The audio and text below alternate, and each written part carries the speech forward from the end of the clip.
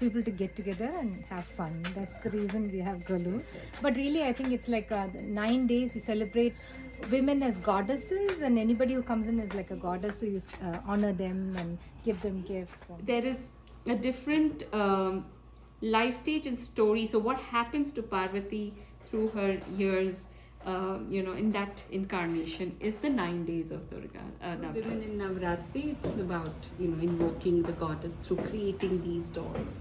So it's like, thanking Mother for the, creation that she did. Typically most Golus will have the Devis, either the 9 forms of Durga or the 8 forms of Lakshmi. Saraswati is just... Bammal Kolu, you were asking significance. Yes. The most visual, most effective way of communicating with people is audio-visual. Very attractive Bammalu, that is the dolls. idols. And behind each of that there is a story. And telling a story doesn't excite the child. Looking at the colors and the various things that excites the child. They remember it long. And that's how the essence of our religion is taught in the very early stages through these Bammal Kolu. I think when you have your child is when this Golu concept really starts in our parts. That's how, I started, for example, when Ananya was born. And so the whole idea of Golu is, when we grew up, we were told about a couple of things as kids to engage us in just artwork and creative, you put your dolls, create your own dolls. So we would make a lot of these dolls on our own from clay and, play around on how to actually mold and sculpt. And, I started my first Golu, we were in the US, so I didn't have much of the Indian dolls. So that's how the American toys came about. So we went and looked for clay. So the whole idea is to look for clay because that's kind of the Mother Earth. That's the significance behind it. So the only place that you got clay dolls was in a dollar store. So we went to dollar stores year on year and collected each of those pieces because those are used to be sold, in a dollar store. Many of those are clay models. So my first Golu in the US began with some ceremonial Indian idols that most Indian houses, like a Ganesha, we would have carried back from India here. But much of it was these toys. And these were the toys that the kids could relate to. So, we would, like the late 90s or early 2000s, a lot of these toys used to be there during, the fall season. So, which used to coincide with the Golu season. And you could pick up these toys and, build a collection. So when the kids, they used to do themes, when they were young, it would be babies because they liked the babies and how the babies did each of those life stage activities. So we would have a little theme, whatever inspired them. When they were playing with Legos, we would make, things out of Legos. And, like build a little beach scene or a park or something with Lego toys. There was a phase when they were into Hot Wheels. So, so we built highway systems and train systems because those were the toys they played with. So, so I tried to stick to things that the kids could be engaged with because that's the way I grew up doing Golu. So for me, the kids were central part of the experience. Other than, of course, the Navaratri as married women and all that good stuff, it's a way to socialize, it's a way to remind every woman of the energy as a creator of life, of what's possible for you and exchange those. So that's why my mom would tell us why this was important, because as kids we would resist, why do you call so many people? It's so boring, these people, we have to do small talk and this and that. And she keeps saying the significance of that is we're wishing each other, we're wishing good fortitude, good invoking the energy that the goddess signifies.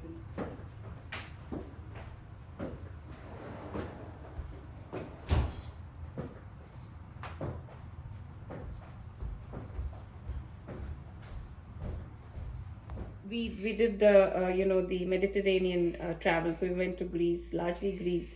So the kids were I think they were reading Roman civilization in Greece. So their theme was to to recreate ancient Rome and ancient Greece. So we had one theme on that. And the 9 steps and whatever, the Indian tradition goes, we keep that. But they did one, was that one year they went to, we went to Bangkok, and they really liked the Buddha temples there. So we did a Buddha temples of Asia theme one year. So we picked, Nepal, we picked Sarnath in India, we picked the Bangkok temples and a few other places. That was a theme, and that's again, the kids were, travel, they're excited by a theme. Another year they did palaces. We did palaces of Asia. We did Jaipur, I think, and then I don't know what inspired, somewhere else other than India we went.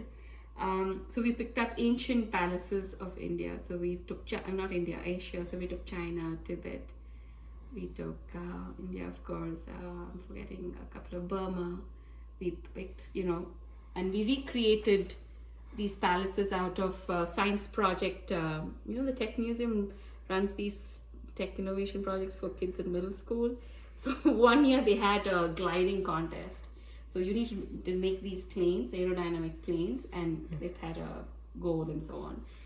And the house was filled with these, light wood pieces, and otherwise would get trashed. And I, stored all of them, and I was like, we have to repurpose this. So the kids came up that year saying, okay, let's build palaces out of these. So we used those plain, there were tons of them. It's like, 3-4 boxes full of just plain material. And we built palaces as a theme for Golu. So kind of repurpose, stuff around. And what inspires them, right? That you're getting married into, they do the Golu. From the time you're married, you do it. And they don't necessarily have to do it in this form. It could just be like they have this colors and they put the Devi form, and, they just have the same get together and so on. That practice is done till you're, irrespective of the kids, and till your last day of breath. And hand it over Yeah. to Or your hand it daughter-in-law. over to your daughter-in-law, yeah. But in your case? In our case, it was always linked to the kids. Somehow in our house, it was a tradition that starts with the kids coming into the house, because it signifies creation, right? Having children is part of the creation that you enable, and thereby be grateful to the goddess for all of what you have through that. So, and as soon as kids grow up and leave the house, like in our house, you don't have to do the Golu like this. But of course, you're always welcome to, continue the social gathering and, how women exchange haldi kumkum. So that we continue to do till... Yes, so that's an interesting part. So every Golu, irrespective of which state, is a time that young children and women who, demonstrate their performing art skills. It's a very common thing. So if there's an elder around, if you come into the house, we were always trained that you should have a song. If you know how to sing, there should be a song that you should be ready to sing in someone's Golu. It was just part of the tradition. So like, on Saturday, we had some friends whose kids were there, or Apru went.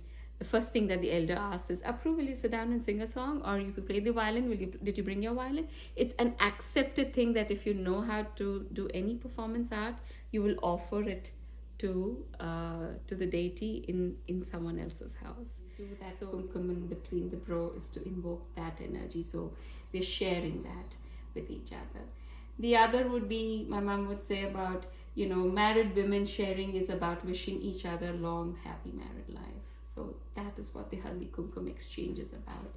The gift giving part is just, is more, I think, a reflection of society and class more than anything else. But the haldi kumkum is very central to the, the belief system, the value system around the happy long married life and things like that. So those were all the, artifacts of the same vibe of, I wish you, you wish me, we grant each other that energy to have long, happy married lives. So when you give a little gift of a bangle and a fruit and haldi kumkum to little girls, do you also give it to the boys?